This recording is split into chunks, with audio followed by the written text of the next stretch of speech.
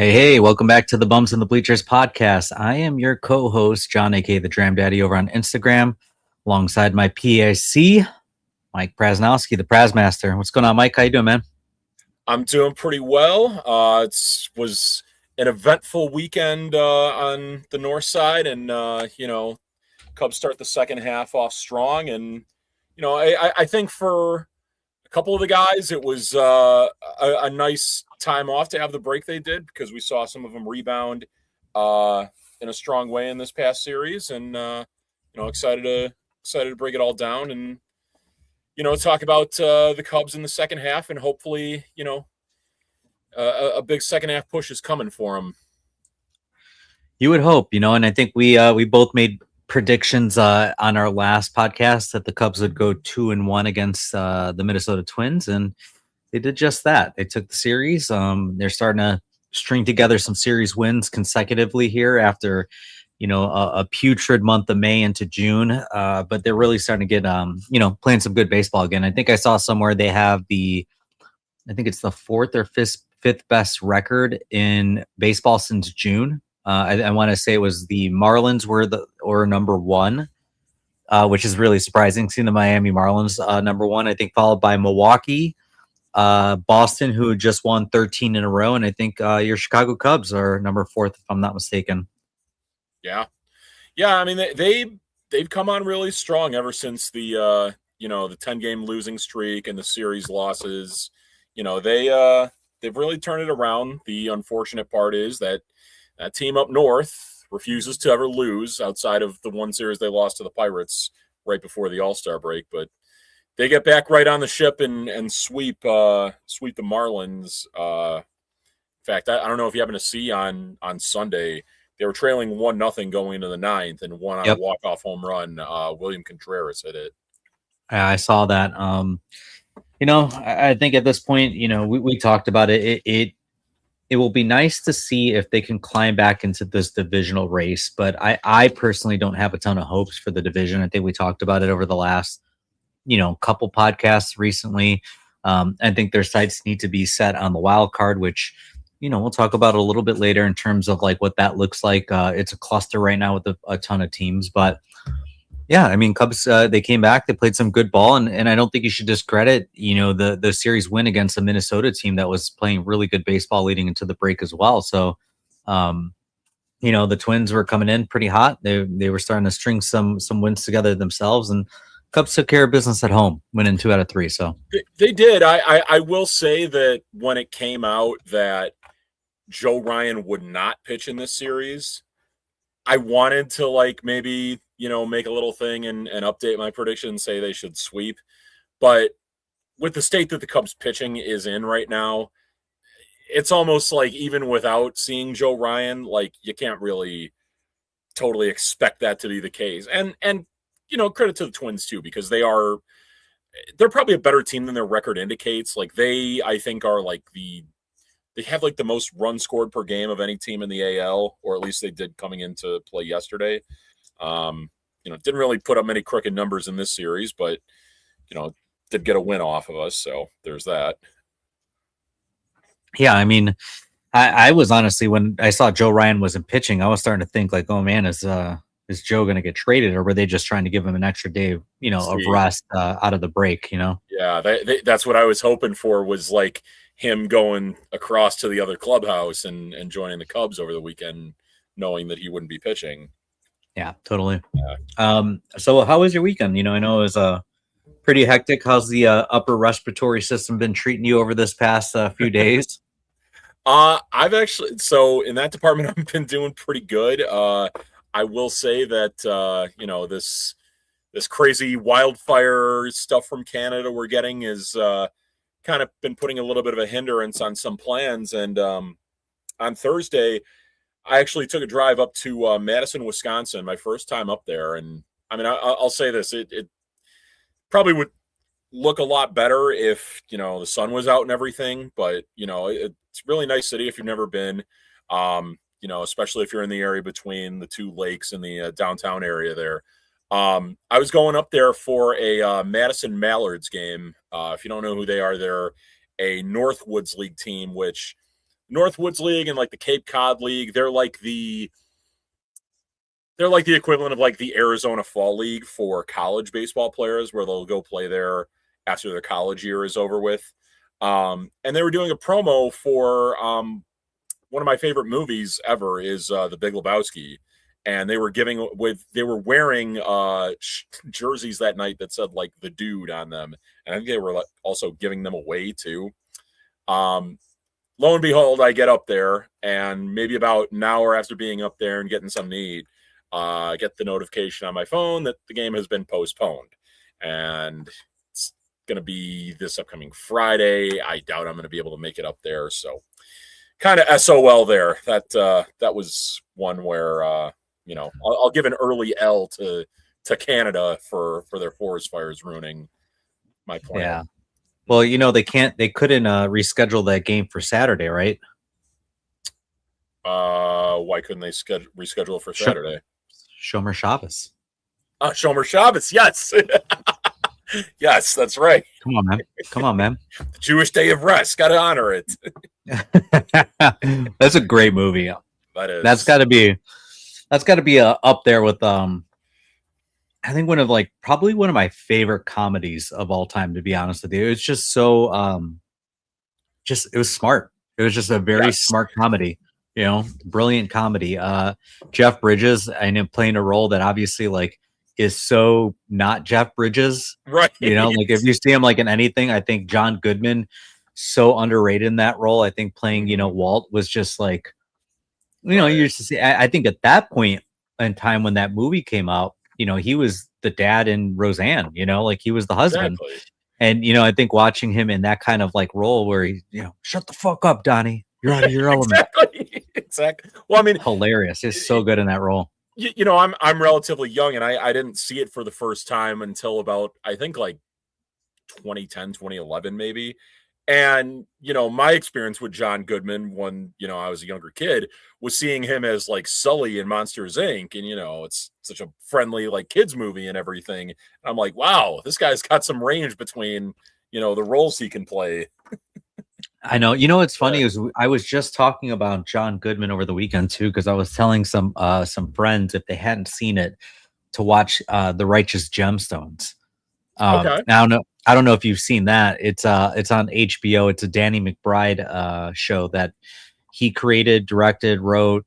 He stars in it, but John Goodman plays the father in this movie of three spoiled kids that basically belong to this like crazy like mega church. Think like Joel Osteen, like over the top, like just doesn't feel right? Doesn't sit right with the amount of money that they're pulling in. So it basically is making fun of like that whole mega church thing. And, his family is just like, the kids are just awful. And John Goodman is like the father, the patriarch of this, religious family, but he is so good in this show. Nice. I'll have to check that out. I do have HBO Max. I know a couple people who watch that, but I haven't really yet. But I love John Goodman, and it does seem like it'd be right up my alley. So yeah, check that out. Also, I get like the air quality was so bad, but I feel like they missed out. Like and I get again, I know players can't play in that. It's pretty rough, I guess, but they missed an opportunity, right? Like you're celebrating the Big Lebowski, and you've got all this like smoky haze in the background. It just feels so fitting to play that game. Right, exactly. You could maybe like recreate the scene of when they're spreading the ashes of Donnie, and then that just big gust of wind comes through. What a brilliant movie, man. Yeah. Well, it's such a bummer. I mean, hopefully you got to enjoy Madison a little bit. Madison is a really beautiful city. I get to go up there for work every so often, and that downtown area is really, really cool, especially around the Capitol, where you just kind of walk around that like Capitol Square. Yeah, and a lot of like very walkable area. Very, I don't know how much of a tourist destination it really is, but it does seem like the type of place where like people would go to like get some shopping and kind of enjoy themselves and go to one of the bars there. So yeah.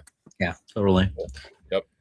Well, there wasn't much going on in terms of earlier this week, and obviously had the home run derby. That happened on was that Monday?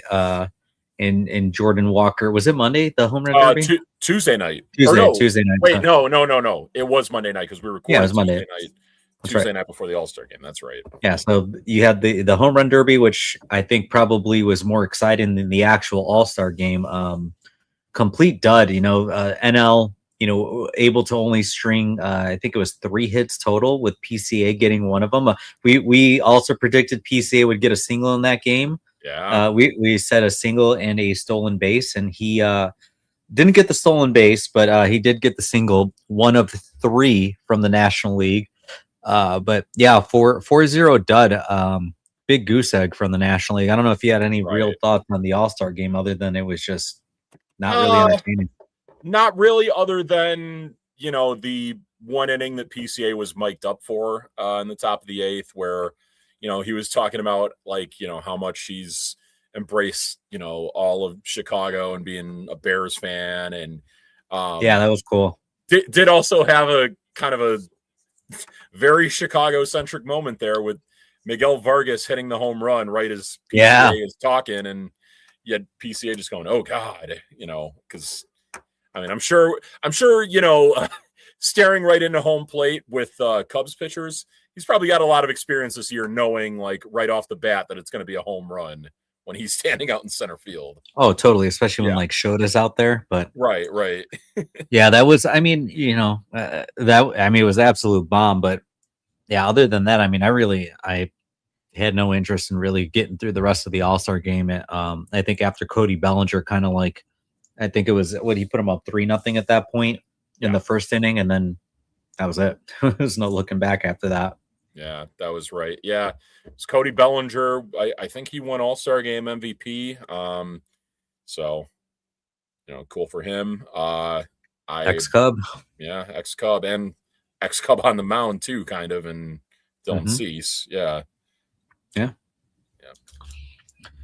Well, like I said, complete dud from the All-Star game aspect, but that brought us into the second half of the MLB season, and that obviously brought us into the Twin series, which we're going to talk about. But before we kind of get into the Twins, they did the unveiling of the new gateway, and I know you had a beef with this whole thing leading into this unveiling. I know this is one of your L's, a few podcasts ago, with this being such a minimalistic thing to celebrate such an historic championship and just the celebration. And I don't know if you caught it. I think the one thing that perturbed me, and maybe this is an early L on my part, was Tom Ricketts during his speech talked about leaving room for future championships. Yeah, I'm sure. I'm sure that's what your real ambition is there, Tommy. Exactly.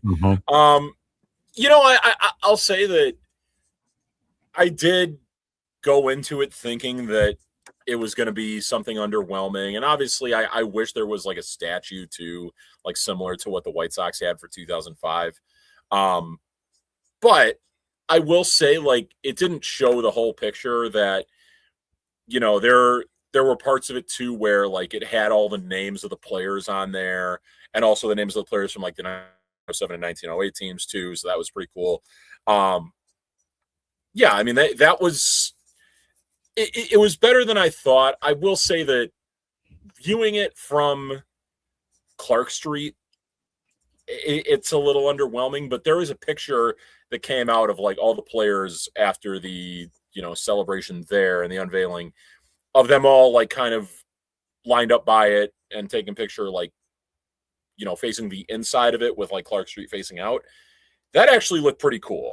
I haven't been to Wrigley yet since they unveiled it. I think I might go on Wednesday night because I haven't been to a game in a little bit here. But overall went pretty well. I guess Rizzo, he had a speech in which kind of similar to what Ricketts was saying, and I hope now that I'm a Cubs fan that by the time I die I see 5 to 7 more years listed up there. And, I will say for Rizzo to say that maybe carries a little bit of weight with Ricketts now that he's an official like team ambassador. We'll see, but Yeah, I don't think there's much influence anybody has on Ricketts when it comes to spending. So I'm not going to hold my breath there, but it did look pretty cool. I think it was something that like, I don't think I was as excited for either. I think it felt really underwhelming when we first kind of saw the renderings and, heard about what they were doing in terms of like the celebration, and I get it. It's so challenging because, and maybe the White Sox felt very similarly to this, but like a statue would have been hard because it's like, you can't put everybody on that statue, right? Like it would be like just a handful. Like it would have been when they were jumping up and the Sports Illustrated group photo, but like you're missing like at that point, you have your infield, but you're missing like Zobrist, you're missing who was the the MVP of that team in the 2016 run, and then you got Dexter Fowler, who hit the solo home run to start off the game, and Jason Hayward, who gave the speech. So I think it would have been so hard to do like a statue version because you're leaving somebody out, and maybe the White Sox felt the same way too. It's just like when your team finally breaks through and they do it, especially like when it comes to like those two teams where the droughts were 86 years and 108 years, right? You fall in love with every player who was on that team. I mean, you remember Chris Coughlin, right? Like you remember guys like that like, right. You remember the one game that Brian Mattis started in like July.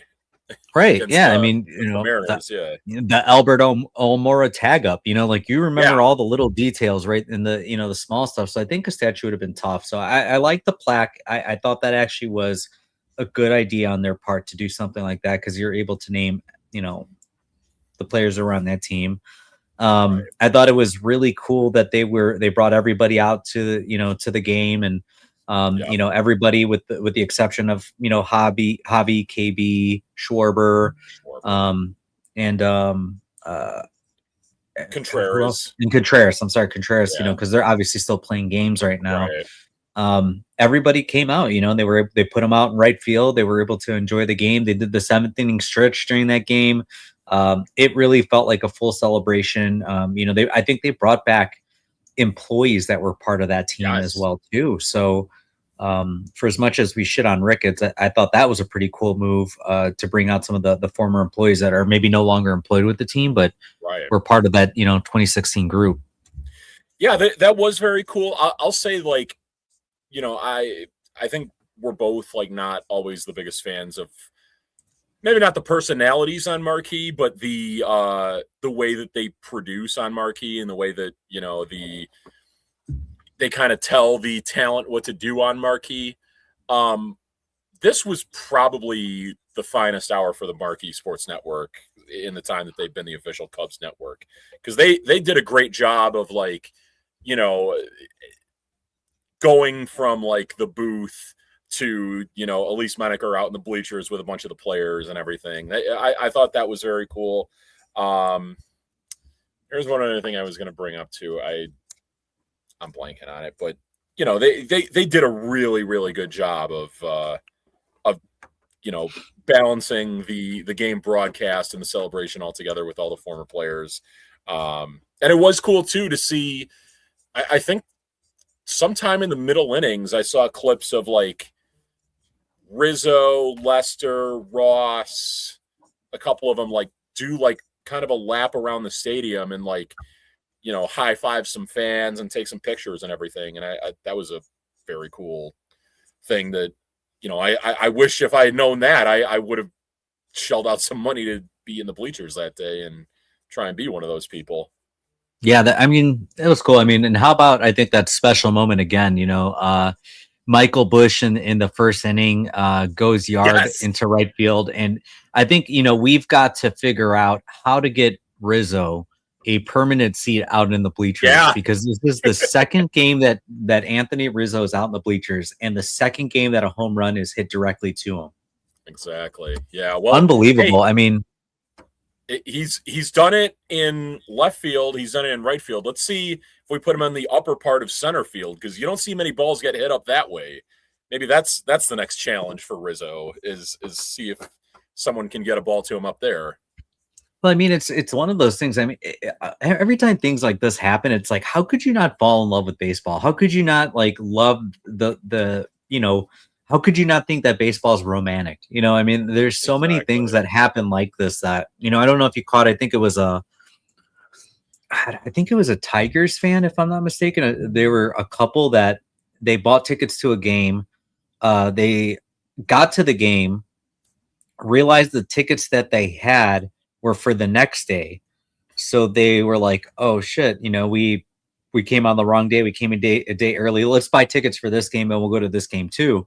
They went to that game and I can't remember who it was, but they hit a player. I think it was a Tigers player, hit a home run right to them where they were sitting, caught the home run.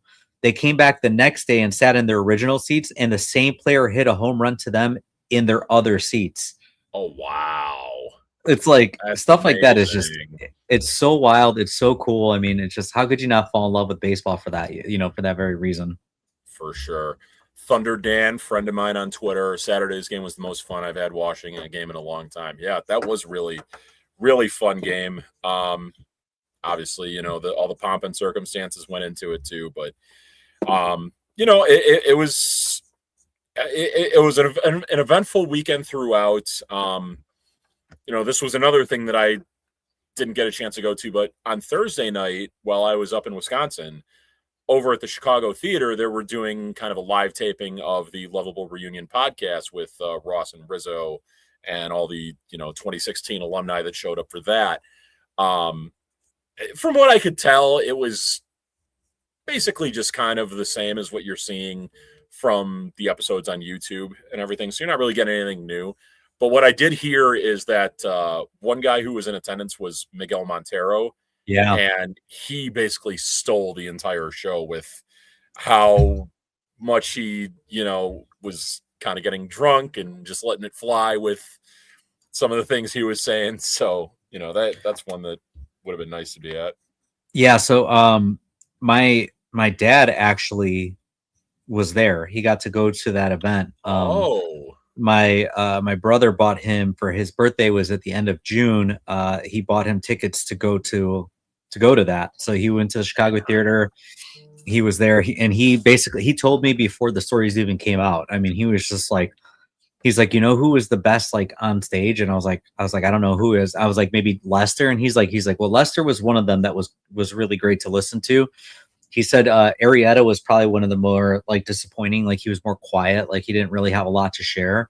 But he said Miguel Montero absolutely stole that show because he said he speaks his mind. He was speaking freely. He was really funny.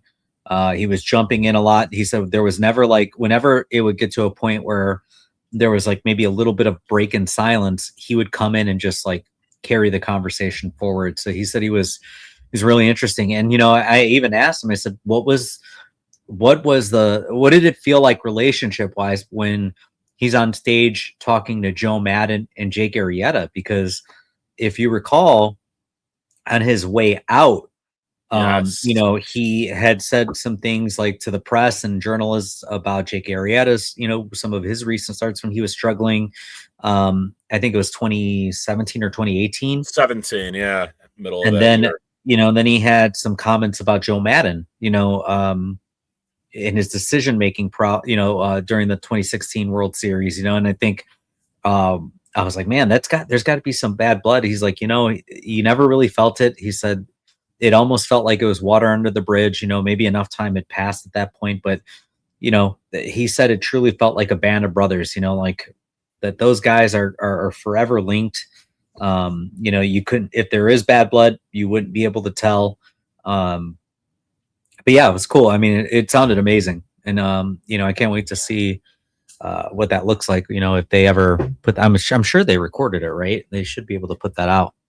Maybe, but it might also be a thing that they wanted to keep exclusive to the people who paid money to be there. So you never know. Yeah, could be. Yeah. But super cool. I mean, obviously, That to me, besides the win, the series win over the Twins was the highlight of the weekend. But yeah, let's talk about this Twin series. They obviously took 2 out of 3. The first game wasn't so promising. I think Colin Ray got roughed up a little bit, but I think he did a good job of kind of getting through. Gave up 3 earned, 4 runs, 3 earned. Yep. 1 home run, but he did go 6 innings. He was able to settle down after giving up 4 runs early, and he gave the Cubs some innings. They just offensively couldn't get anything through. Yeah, he did a fine job. The Cubs had a couple chances early in this game in both the first and the second inning where they had a couple guys on. They did get a run in the first inning, but both rallies kind of got killed by double plays. And then I think it was the top of the third when Minnesota kind of busted out and they scored the 4 runs. There was a weird play where Dansby Bush tried to make a throw to Dansby to turn a double play, and it hit off the runner for Minnesota's hand going to third, and then it hit Dansby in the face, and he had to kind of get some attention from the trainer, and was looking an awful lot like Duncan Keith out there at shortstop with a bloody mouth. Yeah, he ended up needing stitches. I think that he got stitches after the game, if I'm not mistaken, but he because he completed the game, he finished the game, right? I want to say he did. Yeah, he stayed in there. He stayed in there and toughed it out. That is that's one of the few times where we really see baseball players kind of gut it out like that, right? I think sometimes you see them pull a hammy or something, or and they're kind of hobbling off the field. Obviously they get hit in the batter's box quite a bit, but rarely do you see something like that where a guy gets hit in the face and the mouth is gushing, and to your point looks like a hockey player. Right. But kudos to Dansby because he stayed in the game, he finished the game, and he got stitches, and he came back out for the next game. So yeah, exactly. Kudos to Dansby. Yeah, not much to really say about this one other than that with Dansby. And then I don't know if you happen to see before the game too, is when they had the big ceremony to unveil the official logo for next year's All-Star Game, which hopefully still happens. I gotta say I was a little underwhelmed by the logo because it was just kind of like a star with the marquee. Throw some ivy on there or something. I don't know. It felt like they just put the Wrigley Field marquee on top of the Dallas Cowboys logo. It's a pretty good comparison. You're not wrong there. But it was a little bit of a rough game. I think after Ray settled down, he didn't really give up much after that. They gave up 1 more run after that, but the offense just really couldn't get anything going. But the next game obviously was celebrating the 2016 Cubs, and they were able to win that 6-2. And I think the thing that really stood out to me was Matthew Boyd looked really sharp. In one of his starts coming back from injury. Yeah, Matthew Boyd had a really nice outing, and he's looked really good ever since he came off the IL. I think the only not all that impressive start he had was the one against the Mets when he first came off the IL, but he was probably on a restriction then. But yeah, solid start for him. Another guy who is kind of rebounding, and I think the All-Star break kind of came at the right time for him. Take a look at what Nico Horner did during this series, because this was one where he 4 hits in that game, right? One of these games he had 4 hits. Okay, that was the one. That was it. He went 4 for 4. Yep. There you go. Nice. Yeah, and then obviously we also had the great moment of Bush hitting the home run to Rizzo. And then did you happen to see the crazy play in the 9th that resulted in a double play? That was what, and I'm glad you brought that up, because the one thing that stuck out to me on that double play was it wasn't anything that happened. It's what didn't happen that caused that play, right? I think it was the fact that PCA causes so much confusion for runners when he's out there in center field, that a ball that typically runners would take off on, right, and they'd feel totally confident that that's going to be a base hit. They got stuck in mud. They thought he was going to catch the ball. You know, they didn't know if he Exactly. was going to catch or not. They got stuck, and then they got caught up in between. And you know, I think PCA, I want to say, leads the league in 5-star catches this year in center field. Which, for people who don't know what a 5-star catch is, they base it on the probability of catching the baseball in the outfield, and he's got 5 where they had little to no chance of being caught. I think it was like less than a 10% chance of being caught, or 5% or whatever it is. And he, he's caught him. So I think like the fact that he's got so many of those, runners are fearful of taking off on the base pads, thinking that he's going to make that play. And obviously he didn't. He dropped the ball, but he caught the runners in no man's land, and Josh Bell got caught up between third and home. They were able to get him at third base. First and second runners got confused and crossed up, and then they ended up getting the other runner at first base. So it was awesome. Yeah, no, that was outstanding. And it was honestly a little scary there for a second, because they entered the 9th inning with a 5-run lead, and then the first 2 guys for the Twins get on. Then you see the ball get away from PCA. You're thinking, all right, well, that's a run. We're probably going to have runners at second or third or something like that. And instead, and there were no outs. And there were no outs. Nobody out at that point. Instead, you get like they talk about a double play being a pitcher's best friend. That might be like a pitcher's wife in that kind of double play. The way that all happened, because it was a hit. It should have been a hit, but yeah.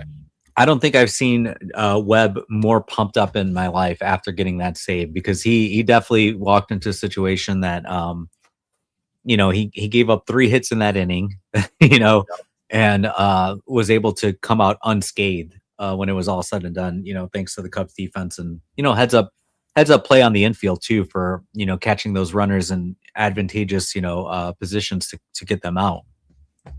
For sure, definitely.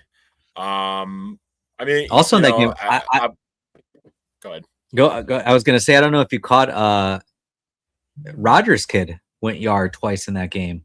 He was the sole offensive provider for the Twins in that game. Roger Clemens' son.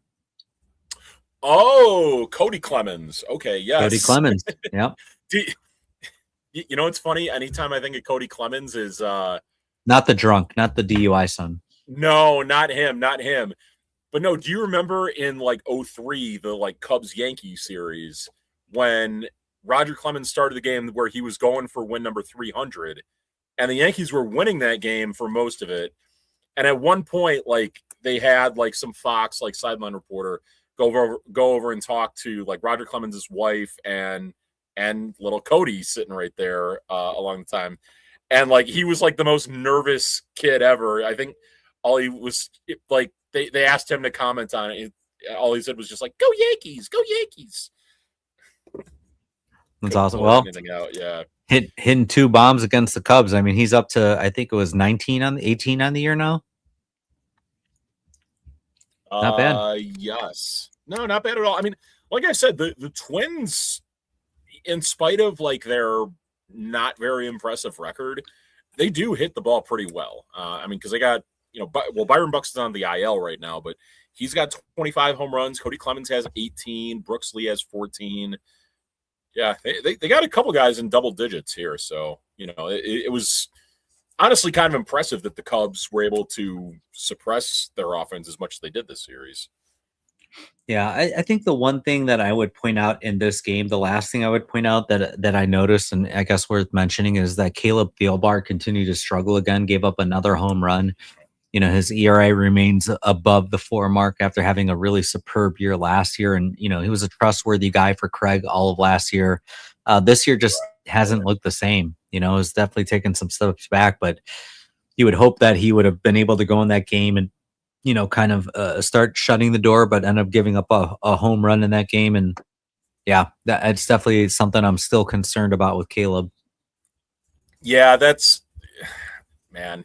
We probably got really lucky with him last year that he had the strong year that he did. And, I mean, look, he's 39 years old. It's probably not the biggest surprise that he's kind of become this way, but, they're kind of limited in their. I mean, their bullpen options overall, they're pretty limited. But in lefty bullpen options, after today, they cut Drew Pomeranz. So right now, and I didn't as say far that. as they DFA'd him as part of the transactions when they activated Tyone and activated Aaron Civale. Okay. Yeah, but now your lefties are only Thielbar and Rollison, and so maybe that's something that Jed tries to make a bit of a priority to add one more if he's not feeling the greatest about Thielbar. Yeah, I mean, it definitely made me a little concerned, but that brought us to the final game of the series. The Cubs, they win big. It was nice to see a very comfortable win in this. To end up the series, 10-1 victory. It was good to see Bregman continue to warm up. Still, he went 2 for 4, hit his 10th home run of the year. I think from this, there's not I guess a lot from this game that I think Imanaga looked good. I mean, he went 7 innings of, was it shutout ball? Yeah, he gave up 0 runs. That they needed the innings. They needed that from Shota for sure. And I think he was able to, when they got up ahead, he was able to throw strikes, challenge batters. He ended up having 4 strikeouts in the game, but win 7 full innings. I mean, it's been a while, I think, since we've seen a Cub starter go 7. Yeah, no, it has been a bit since we've had a Cubs pitcher work that deep into the game. He looked really strong. I want to say over the course of his last 5 or so starts, he's actually rebounded a little bit. Here we go. I got the stat up here. Last 7 starts, 2.31 ERA, 35 strikeouts, only 9 walks allowed, 5 home runs allowed, which, for him in 7 starts, not lower than you'd think. Yeah. I mean, solos, a lot of solos. Yeah, a lot of solos. That's the thing with Imanaga, and you could say this probably about a couple different guys on the Cubs staff, is that Tyone as well. Tyone, yeah, they will give up their home runs, but they will also limit the traffic that's on the bases as well too. Yeah, so for sure. Yeah. Phil Maton came back from the injured reserve, and his first game went 1 inning, gave up a run on 2 hits. Still looks like absolute junk, and then he ended up going back on the IL with the knee injury. So yeah, I think I'm at the point with Phil Maton, and I don't say this lightly, but I'm almost at the point with him where I would almost rather see a position player on the mound than Phil Maton, because he has been so awful. I agree. I mean, I'd cut my losses at this point with Phil Maton, and I think they have him signed for another year. So I mean, it's probably doesn't look likely that they're going to. Cut bait with them, but he has been absolutely awful. And I wonder if, was this something that was lingering? Is this like a ghost injury just, to kind of send him down again and get him right? I don't know. I mean, he's been absolutely awful to watch. I saw today when the official announcement was made. So Jordan Bastian, who covers the Cubs for MLB.com, he did list the reason for Maton going on the IL was left knee tendonitis.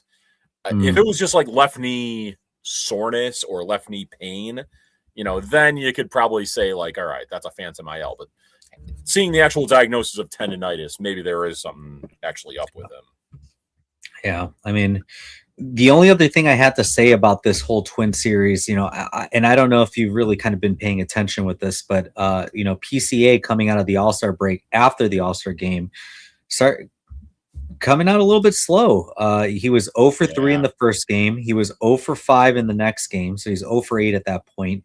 He was 1 for 4 at that point. So he's 1 for 12 in the series. But if you saw it, he had 6 strikeouts in that series.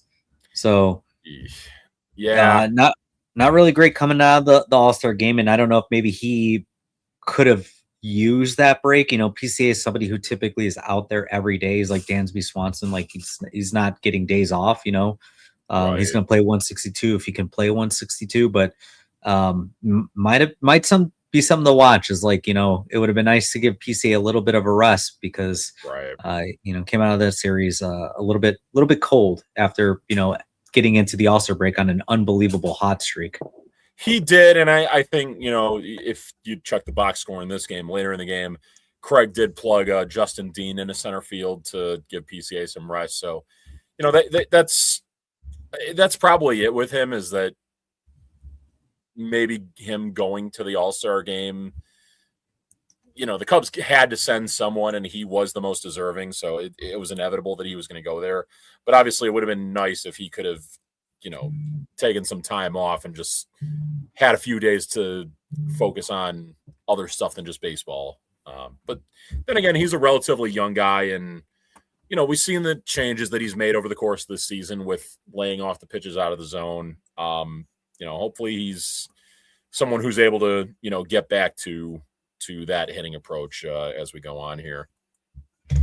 Yeah, for sure. Well, anything else to wrap up on this Twin series?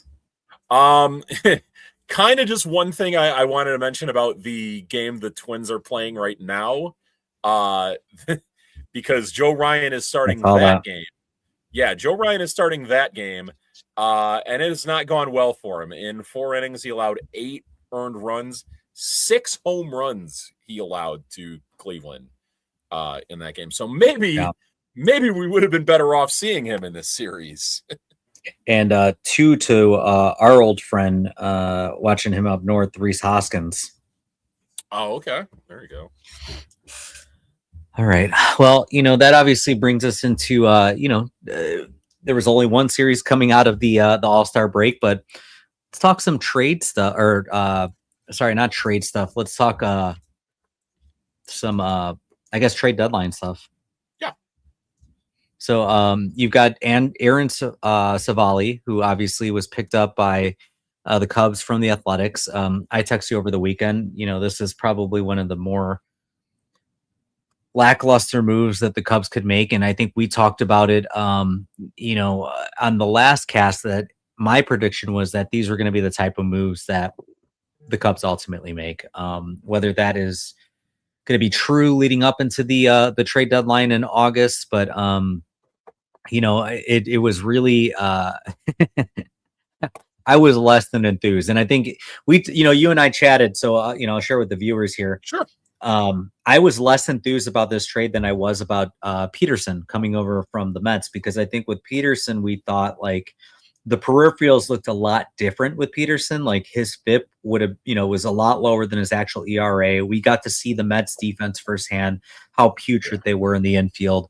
And coming over to Chicago, that, a ground ball pitcher of his caliber would benefit from playing in front of an elite defense like the Chicago Cubs infield. And Aaron Civale's peripherals, not so flattering. They're all bad. He's got a really inflated whip. He's got his FIP is very similar to his ERA. He is who he is. He's not a good pitcher. And this was my fear, was that they were gonna bottom of the barrel shop, because that's what they really want to afford and can afford. I think even just in terms of prospect capital, I think you could have probably done better than Aaron Civale, but maybe this is just temporary, and this is just somebody to eat innings. I think that's our guess, and we're trying to figure out what his role is going to be. Is it going to be a starter? Is he going to be a long guy? Will they flex him into the bullpen? Will they, and I don't know if you saw it. I think Peterson was supposed to start, I think, game 2 tomorrow of the series tomorrow. And I think he got pulled, and it looks like Ethan Roberts is now going to be named the starter. So I think they will probably use him in a starting, like an opener role, and then shift to Peterson. I wonder if they'll do the same thing with Civale in, some upcoming games as well. Yeah, I think that the Roberts thing tomorrow is just going to be opening for Peterson. The Tigers do have a good collection of lefties at the top of their lineup, so I guess it makes sense to, what am I thinking? No, it would be righties that he would want to have him face it. So I'm just trying to think who he would face in that. That would be like Gleyber Torres, and I don't have it off the top of my head who like the top hitters on Detroit are this year, but Riley Green, I guess. So maybe after that takeover. With Civale, I'm not not totally in disagreement with you. It's kind of an underwhelming move considering that, the A's, like, they DFA'd him before trading him, and the Cubs didn't really give up anyone special. I think the pitcher they gave up was someone who had a crazy walk rate in the minors. Fine, whatever. The thing with Civale that I'm somewhat encouraged by is just he does have better numbers on the road than he did in Sacramento, but Yeah, it's slightly. still it's still like an ERA in the fours, which especially out of the bullpen, you don't really want that. But I don't know. It's one where I think they're just adding depth, and I'm not sure that they're done yet. I hope they're not done yet, but like you say, you seem to think the worst here, and we saw how they operated last trade deadline, where they did add one really nice bullpen piece in Kittredge, but outside of that, you had Soroka and not much else. Yeah, it definitely was and I hope this isn't something that, like I said, is going to be a disappointing addition, in terms of this will be the most they'll do, right? That hopefully there's something bigger. I would almost I get that they need guys to eat innings right now, but it's I would almost hope that they save their prospects for something bigger than wasting it on a guy that maybe gets you another 60 innings, maybe out of the bullpen or something like that the rest of this year. But right. Yeah, I don't know. Just not a big fan of the move. I didn't really think that it was I don't know. I don't love it. I don't love it. I get it. I guess maybe the thing that was the most attractive to them is the familiarity with him from when he was here last year. He only appeared in 5 regular season games. He did, I think, appear in one of the postseason games, but it was one of the ones they got blown out in Milwaukee in the first couple of games. Whatever. We'll take the depth where we can take it, because this pitching staff has been beat up pretty bad. So, I'm not expecting anything crazy from him, but then again, think back to 2016. We were probably not expecting, Mike Montgomery to be the guy on the mound when the final out of the World Series was recorded. So, I guess that's true, but I think Mike Montgomery at that point had some much better peripherals coming from Seattle at that point, That's true. Especially as a stretch reliever, who can kind of fill some starts. So, yeah, I don't know. Well, I guess we'll see. We'll see if this is their.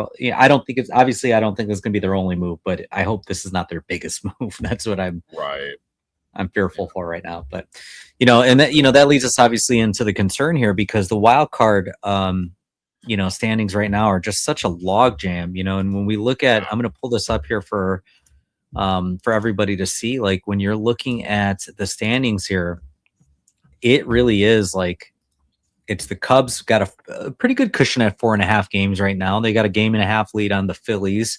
Yep. But when you're looking at that third spot, I mean, you've got about 6 teams right there that are within less than 3 games. And even the Reds on the outside looking in at 6 games is not insurmountable, depending how this shakes out, over the next few weeks with some of these other teams. I think, like we said, the Marlins have been playing some really hot baseball since June. The Pirates have pretty much been here the entire year. They've been about, a handful of games above 500. I think they are who they are. I have a little, when we preview the upcoming series, I have a little nugget on the Pirates that we may need to take caution with them a little bit. But yeah, I mean, it is crazy that, you have as many teams as you do with, the Padres and the Nationals. I mean, some surprise teams in here too, with the Marlins and the Diamondbacks, the Nationals, that all kind of factor into this race.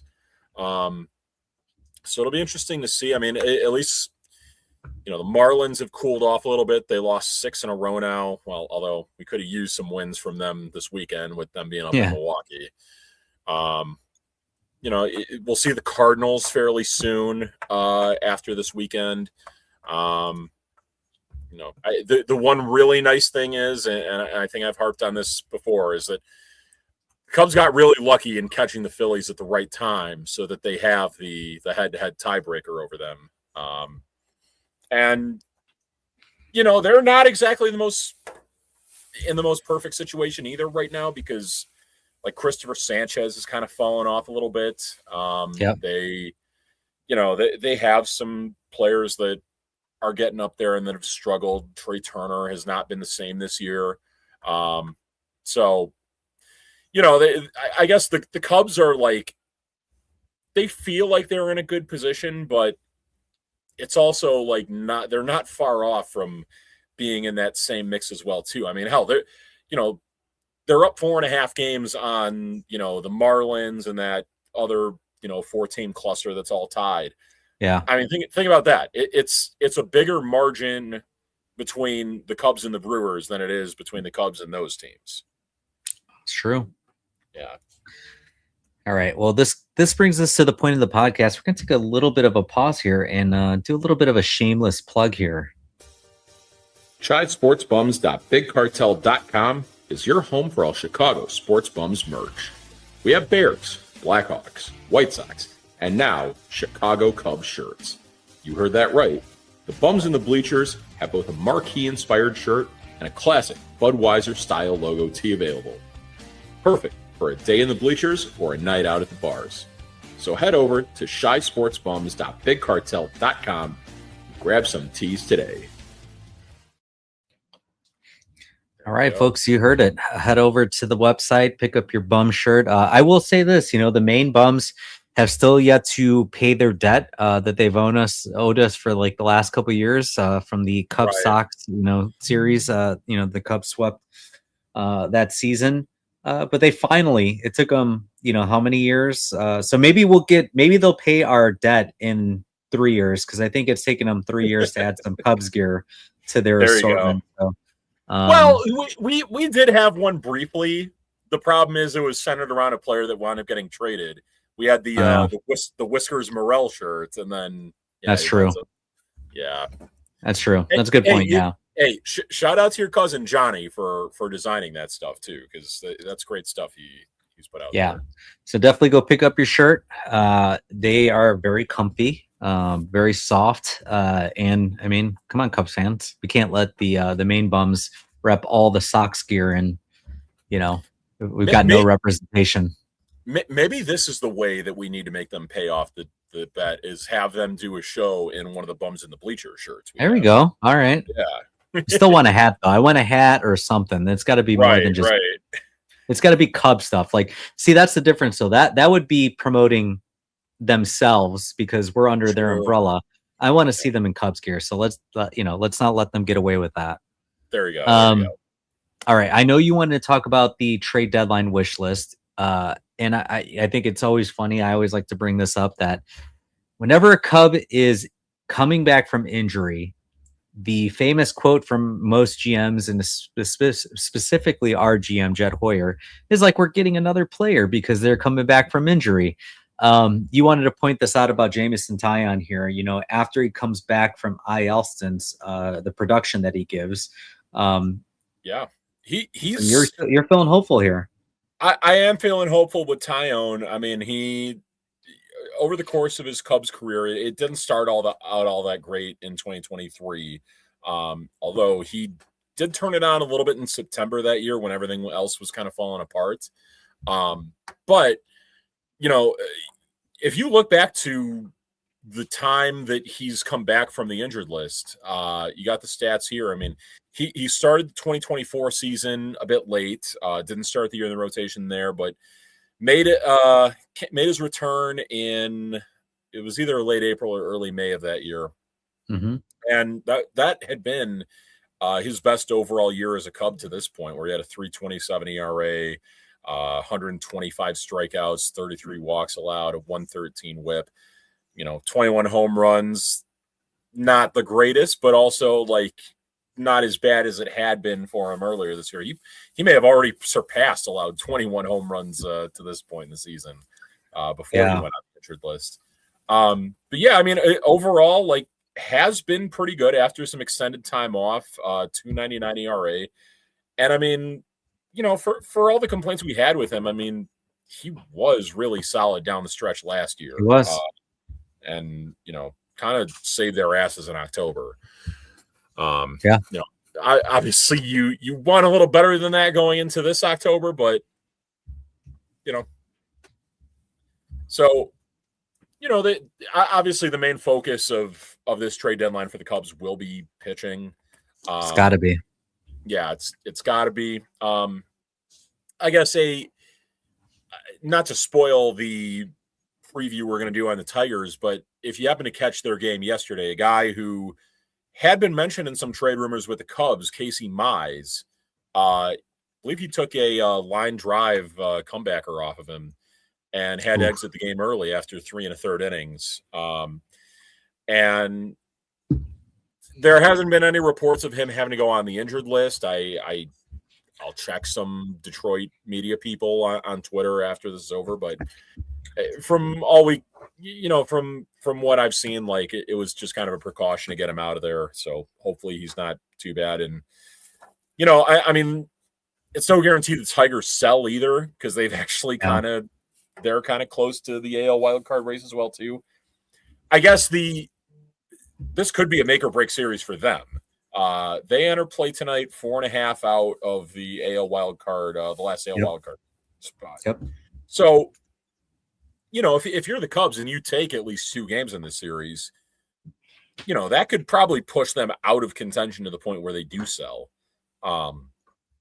So yeah, Casey Mize would be up there. I also had in mind a trade for a reliever that it would be a bit of a weird trade, because it would be 2 contending teams making this trade, but it would kind of be like trading some surplus for surplus. But do you remember former Cubs prospect Paul Blackburn? Remember that name at all? Paul Blackburn does sound familiar. Yeah, he was there like 2015, 2016. Seattle or Colorado? Funny enough, I mentioned him earlier, the Mike Montgomery. I believe he went to Seattle in the Mike Montgomery deal. Okay, that's probably what I'm thinking. All right. Yeah. He's had a really good year with the Yankees so far this year. And then meanwhile for the Yankees, they have been without Aaron Judge since May 31st and haven't been doing the best since then. They're, I think, a couple games over 500 since then.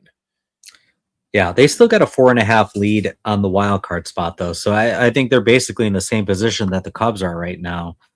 So I wouldn't consider them to be in the market of selling. They would add. Well, I don't think they're in the market of selling, but I think that if they don't have a timetable on Judge, one thing they could do is maybe, because they have the second best bullpen ERA in baseball this year. So they have a bit of a surplus when it comes to relief pitching. What I'm thinking is maybe a deal gets swung where, say, like the Cubs shop a Michael Conforto to the Yankees and see if they can get a Paul Blackburn or a Fernando Cruz back in that deal. Maybe, you know, add one of the prospects you have that are like past the point where you really are excited about them, and maybe you see if the Yankees want to do something with them, like a Jordan Wicks or a James Triantos or something like that to kind of sweeten the deal a little bit. I would be shocked if they trade any relievers, because I think like most teams are looking to add relief, you know, when it gets to this time of the year, especially if you're making that push, because rosters are obviously going to expand in September. And I think like you really want to rest some arms going into the playoffs. They're also looking to potentially add Mason Miller right now. So I saw even with the surplus that they have, I would be shocked if they're looking to offload relievers. You know, I think they're looking to add relievers, if anything. But, you know, a couple of guys that I think it's really interesting for the Cubs to be eyeing, you know, there was Sonny Gray, there was Aroldis Chapman that the Cubs may have been looking at earlier this year. You know, Boston has just railed it off 13 in a row, and they're back into contention for a wild card spot. I think they are the third team right now, the third wild card spot right now. They got a game lead on Seattle. So they feel like they will probably not be trade partners right now. I think, we talked about Detroit and Tarek Skubal, which, I know there are a couple pundits that have been saying that the Cubs are one of the few teams that could be in the mix for Tarek Skubal if he were available. I never really saw it. I didn't think that they'd be able to get somebody like him in his caliber because they don't have the prospect capital for somebody like Tarek Skubal. But Detroit is right there in the mix for a playoff spot. I think, you look at teams like, Seattle, Baltimore, even Minnesota now, like Joe Ryan would have been really interesting, but they're only 2 games out of a final wild card spot. These log jams that are happening within the wild card spots, it's really exciting. I think it's really great for baseball. I think we talked about it. I'm a big fan of them adding that 3rd wild card spot because you have less teams actually tanking and they're all like in the mix for this final spot. But man, it is really making trade deadlines feel like compressed. Like you're like, man, who really is going to sell pieces right now? Well, yeah. I mean, if you look at the standings right now, I mean, how many teams could you realistically say are guaranteed to be selling? Because it would probably be just like the Rockies, the Giants, the Mets, Cincinnati. I think Cincinnati said they're open. Cincinnati at the very least is like trending in that direction. Yeah. They came out and said that they're open for business, but I don't think that they would necessarily trade in division as willingly. They did it with the Cubs last year. Taylor Rogers trade. I guess that's true. Didn't really work out too well for Cubs anyway, but it didn't, but still, Hey, how about this? We trade Dansby Swanson and Portillo's for Bobby Witt Jr. Can we get some Kansas City barbecue out of that too? I'm not going to push it. I mean, the fact that you'd be able to offload Dansby Swanson for Bobby Witt in any capacity would be a win. So, I mean, there's just not a lot of teams. I think Athletics obviously were a team that we're selling off, and that's why we got Civale, which I wish they would have done better than that without, the Athletics. But yeah, we'll see. I mean, we still got a little ways to go, and for those who don't know, too, it's the deadline this year is not July 31st. It's actually a little bit further back than that. It's August. In August is the deadline. Yep. So, you still have a solid 2 full weeks to go. Where moves are going to be made. Yeah. All right. Let's wrap up here. We got flying the W's and taking the L's. Hello. You play to win the game. Addison is next. Doors open on the left at Addison. I say one thing. Go. Let's go. That's a W. That's E1. That's E1. That's a W. It's a L7 winning. All right. I'm going to kick us off with the W's if you don't mind. Sure, go for it. I know you saw this over the week and you had to have seen it because this went viral. I'm going to give my W to an ex-2016 Chicago Cub member, president of baseball operations and helped the MLB. I'm going to Theo Epstein. I don't know if you hadn't seen it. Theo Epstein completely trolled the hell out of Bruce Levine with his Twinkle D and Twinkle Dumb T-shirt. Yes. I loved it. I mean, Theo is one of the ultimate trolls. He is just so smart, I think in everything that he does. He's so calculated.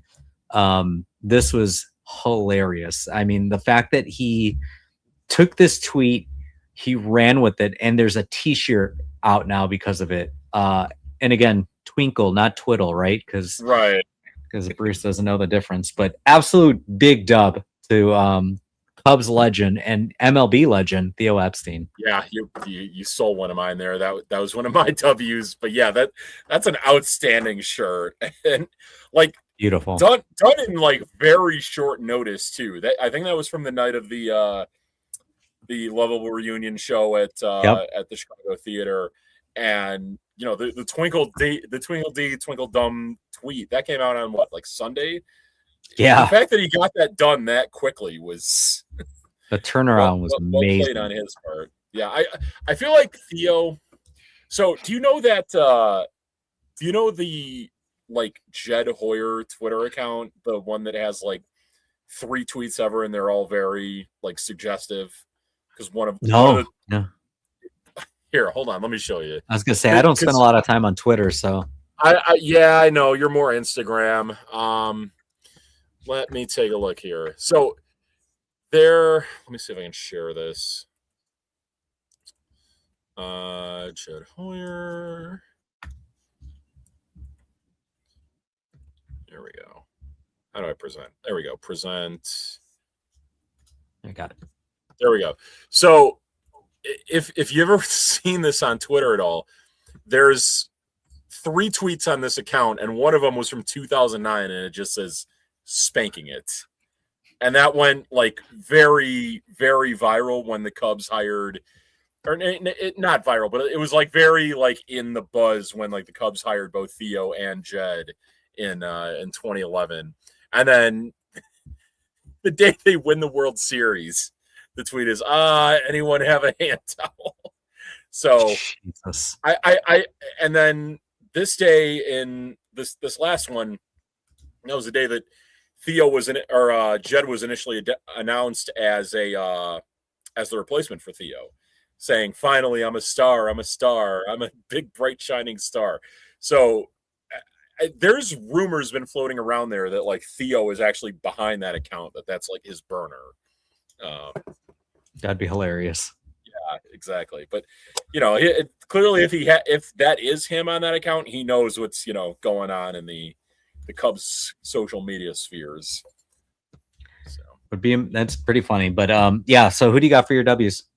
Well, if you could queue up a video I sent you, one of my W's is going to be a guy who's on the call tonight for the marquee broadcast, Alex Cohen, who is not the primary broadcaster. It's normally Boog Shambi, but follows me on Twitter. I'm going to actually try and see if I could maybe get him on an episode if we could chop it up. That'd be great, because I've been pining for. I'm leading the petition to have him replace Boog.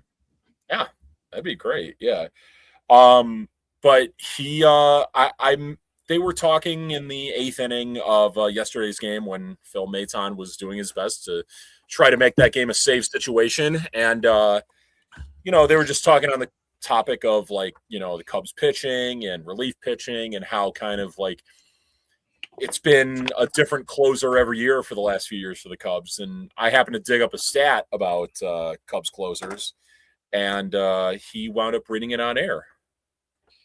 Let's play it. Get outs and get through this game and get yourself a W and play that song.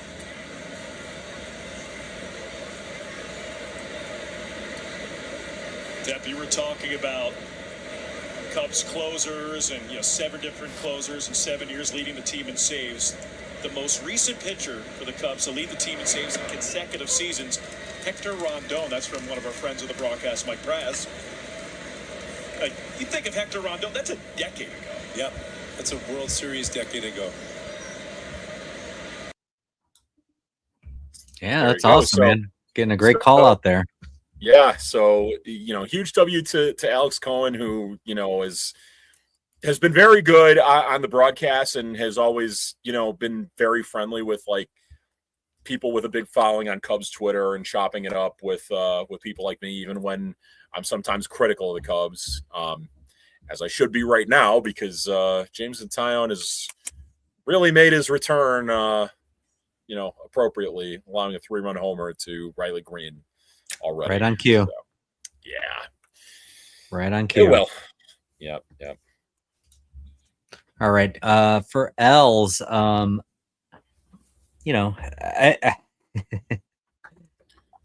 L the same guys, but I'm just going to keep Ellen. L to LeBron James. This whole not picking a team and trying to wait it out and, trying to create this decision part 2 at age 42. Like, let's get real, man.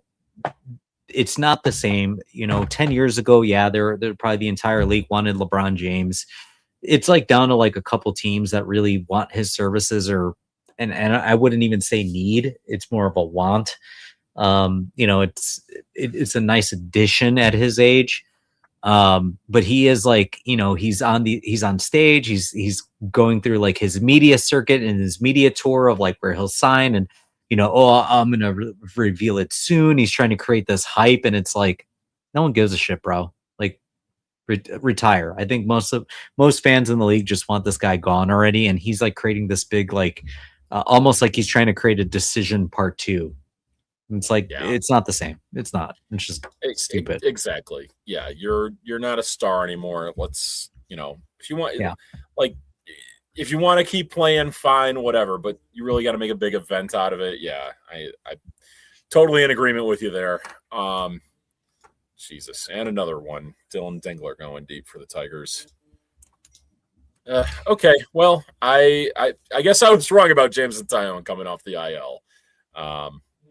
But hey, at least the Cubs offense has looked pretty good the last few games, so hopefully there's a chance they turn it around tonight. But this is an encouraging start for Tyone.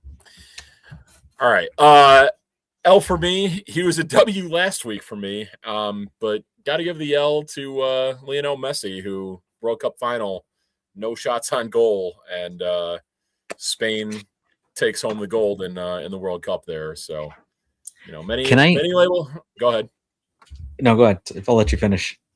I just say, I'm not the biggest soccer fan. I'll tune in for the World Cup, and maybe, if there's like a big EPL game, I'll check it out too. But,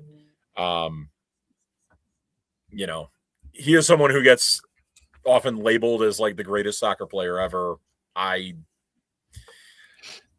don't know if I should be agreeing or disagreeing with that, but that's obviously not one that you would make his case for with that game. Yeah, I mean, to be fair, he's an aging star.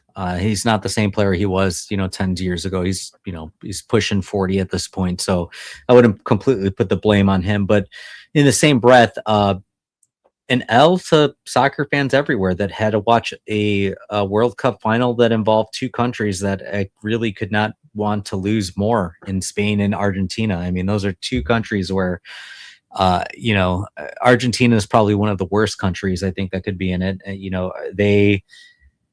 I hate them. I hate their fans. They're insufferable. They're incredibly racist, and I don't know if you know this, but there is a rule that you can't cover your mouth in the World Cup games, like in FIFA and soccer, because they're the ones who started that. They basically what had happened, I think it was against France, if I'm not mistaken, but one of the Argentinian players called one of the black players in France a monkey and covered his mouth. So now you can't do that anymore because they're trying to hide, what they're saying. But they also have been overtly racist. They've made claims that, like the French players aren't even French because they're African Americans on the team. They in their constitution will not claim being Latin. They're European. They want to, avoid the Latin heritage, and obviously it's a country where Nazi refugees escaped after World War II and, basically went to Argentina. So fuck them. Big L to Argentina. But I also was so happy to watch them lose and watch their fans be miserable. I think that was a big dub for all of us. But also Spain is not too far behind in terms of where they're at. But big L to everybody who had to watch those two teams. But at least if I had to pick the lesser of two evils, I guess it would be Spain. Right. Yeah. I mean, it is a shame that, you have a great player in Messi that is from there, and, there's all the. He also, but he also did not apologize on behalf of his team when he's the face of the franchise, face of the country that could have stood up and said, hey, you know what? That's not okay. So, and he did not do that. So I'm not a Messi fan either.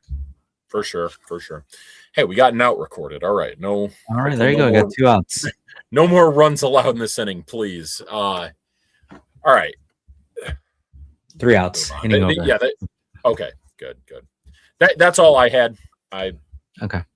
Yeah. All right. Upcoming series. We've got 3 at home against the Tigers. That is kicking off right now currently. And then they're on the road to go to Pittsburgh and play the Pirates, a division rival. So Off to a pretty porous start today.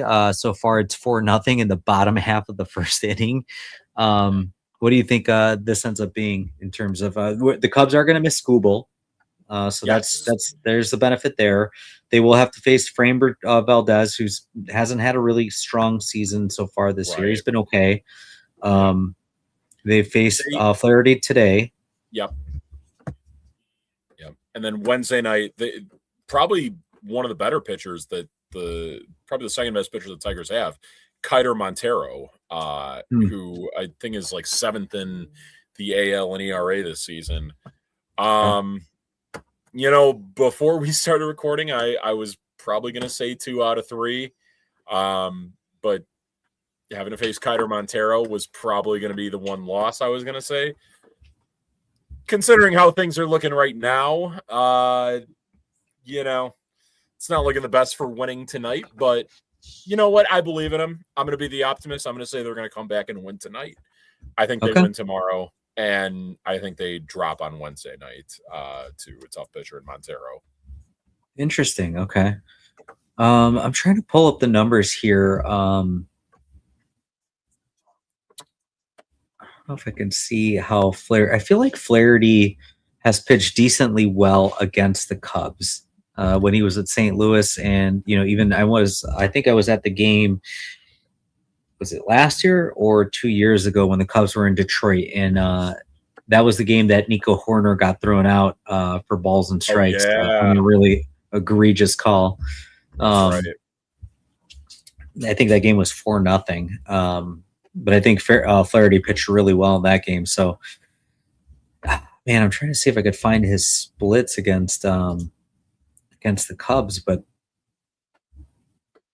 I can't pull it up.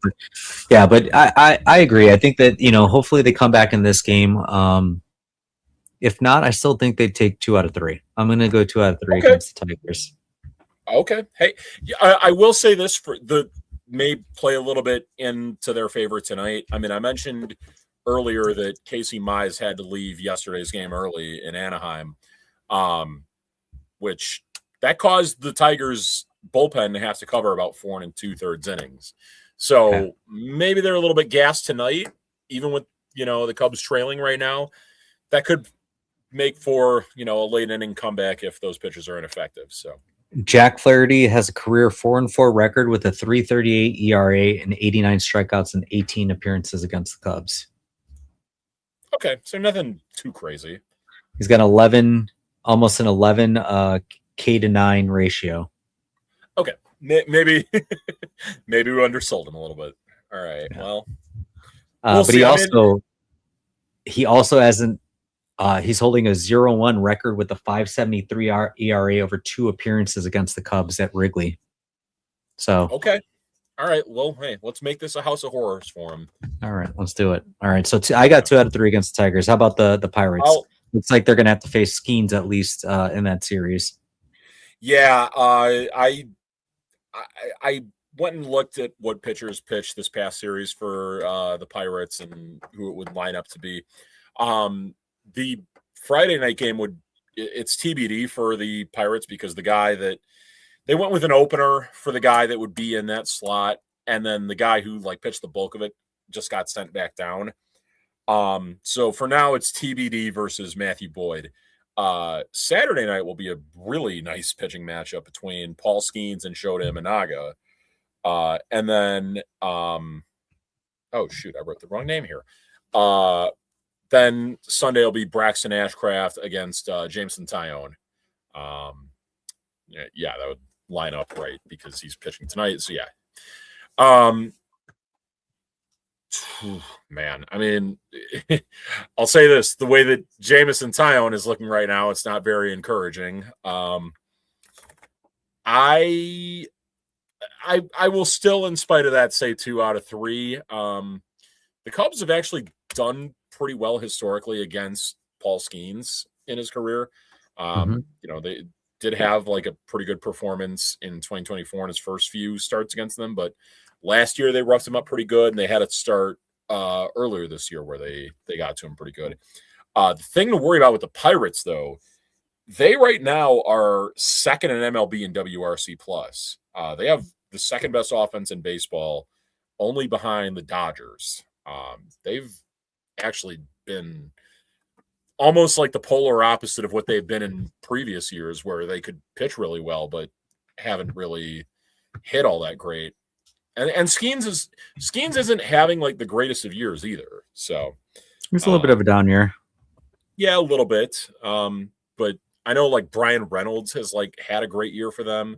A couple other guys like Ryan O'Hearn and Brandon Lau have been big additions to their lineup. So, I mean, we'll see. The Cubs offense looks, just as good too. I think they're still good enough to take 2 out of 3 in Pittsburgh.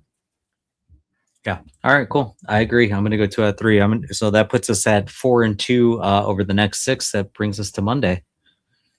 Yep. All right, folks. I'm sure during that same time too, the Brewers are probably going to go 6-0, just to annoy us. Oh, I'm sure. Yeah. I mean, like I said, I'm not even looking at the division at this point. I'm going to look at the wild card, and hopefully we are able to maintain that spot for another year. Probably, I guess.